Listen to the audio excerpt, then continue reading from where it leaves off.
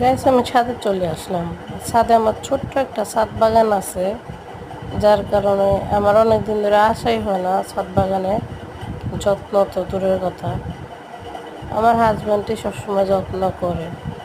আর আমার ড্রাগন গাছে ফুল আসছে, লাল লাল কিছু ফুল নষ্ট হয়ে গেছে, মানে যেগুলো লাল হয় এগুলো বাদ।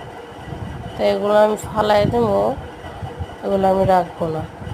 আপনারা দেখে দেখে এভাবে ফালাই দেবেন, এভাবে রাখবেন না।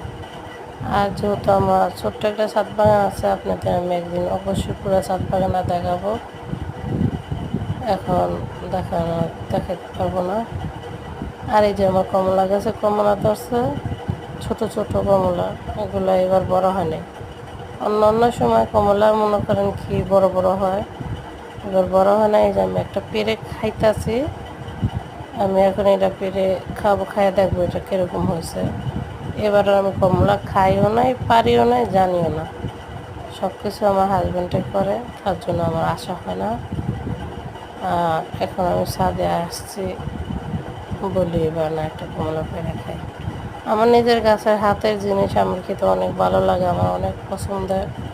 আপনারা লাগাবেন, নিজেরা গাছ লাগাবেন, কারণ গাছ লাগালে পরিবেশও অনেক সুন্দর হয়, ভালোও লাগে, দেখতেও ভালো লাগে, গাছের জিনিস খাইতে খুব ভালো লাগে। পাশে থাকবেন।